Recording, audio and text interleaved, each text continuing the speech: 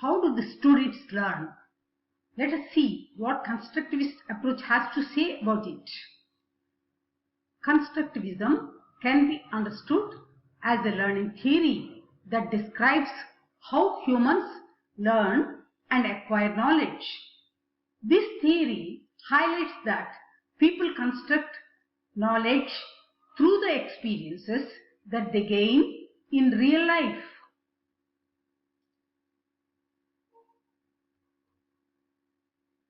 Jean Piaget, Swiss psychologist, is often known as the founder of cognitive constructivism. John Dewey, Lev Vygotsky, Jerome Bruner too contributed significantly to constructivism. Constructivism emphasizes that learning is an active process in which the human being functions as a constructor of knowledge. According to this theory, knowledge is not merely acquired but constructed by the learner. The interpretation that people give to any situation is often subjective, isn't it? This subjective interpretation of knowledge is a result of past experiences of the individual. According to Piaget, students build cognitive structures or mental maps or schemas when he or she is active in the process of learning. Cognitive structures are formed while interacting with their physical environment and are restructured continuously in the learning process. This restructuring involves two processes, namely assimilation and accommodation. Assimilation is when students add knowledge to their own cognitive structures without the need to restructure them. Accommodation occurs when students have to alter their own cognitive structures to accommodate the new information or knowledge. Cognitive constructivism is highly learner-centered, as the focus is on the learner's ability to gradually build up or construct his or her knowledge. In course of this process, teacher fulfills the function of a facilitator, whose role is to guide and stimulate student in his or her cognitive development. Coming to educational implications of constructivism, active learning and discovery learning should be applied in the classroom. Instead of telling solutions to problems, teachers must ask the students about their own views and propose solutions to the problems. Instead of answering questions that only align with the curriculum, the teacher should enable the students to reach some conclusions on their own instead of being provided with them immediately. Instruction should be as individualized as possible. Students should have opportunities to communicate with one another, to argue and debate issues in the classroom also. Teachers should create learning experiences depending on the needs of the students. As the learning progresses, teacher must challenge students to foster critical thinking. There must be opportunities and freedom for the students too to challenge the teachers with challenging problems or questions. Now, at this juncture, let us go through Piaget's observations. Are we forming children who are only capable of learning what is already known?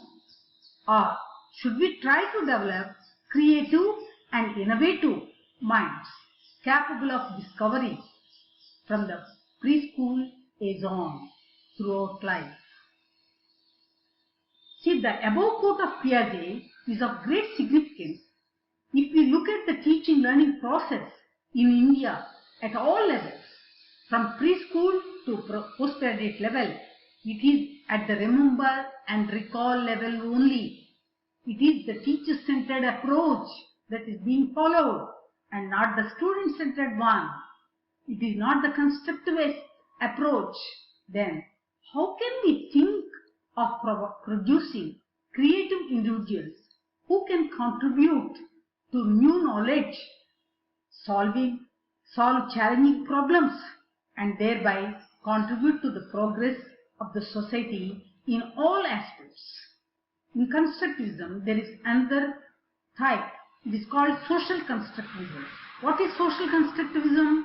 Social constructivism is another learning theory that highlights significance of social interactions and role of culture in construction of knowledge. Lev Vygotsky, Russian psychologist, is a key personality in formulating social constructivism. Vygotsky's theory describes how interactions with adults and more capable peers leads to internalization of cognitive tools of interactors and help in forming mental constructs. It suggests that learning occurs through collaborative groups and scaffolding. In collaborative learning, students learn from each other to achieve common goals. In scaffolding, teachers and fast learners help slow learners and less performers. Vygotsky's theory believes in social scaffolding in which other peers and elders in the society also help slow learners. Teachers have to understand the social background of the students in order to implement social constructivism. Teachers have to link the learning components with real life situations. Teachers have to adopt suitable teaching methods to enhance reasoning, understanding, and analysis and synthesis among students. Teachers have to provide opportunity to students for collaborative learning. Collaborative learning is based on the view that knowledge is a social construct. It is based on 4 principles. The student is the primary focus of instruction. Interaction between students and learning by doing are of primary importance. Working in groups is an important mode of learning. Structured approaches to developing solutions to real world problems should be incorporated into learning. It develops thinking at high cognitive levels, oral communication, self-management, and leadership skills. It increases students' retention of knowledge, self-esteem, and responsibility. It gives exposure to diverse perspectives and enables one to try and understand them. It prepares the students for real life. That's more important. Social and employment situations. Collaborative learning can be organized in class in problem solving, analyzing case studies. It finds a significant place in group projects too. Constructivist approach in teaching and learning is no doubt very important in the outcome-based education, as it promotes critical thinking, analytical reasoning, self-learning, and collaborative learning. National Education Policy 2020 mentioned that outcome-based education must be implemented in school education as well as in higher education.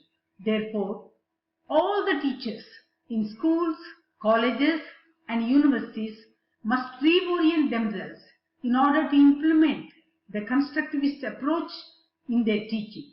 They must provide relevant learning experiences to the students and inspire them to construct knowledge by themselves. Only then we can produce creative individuals who can contribute to the progress of the country. Thank you.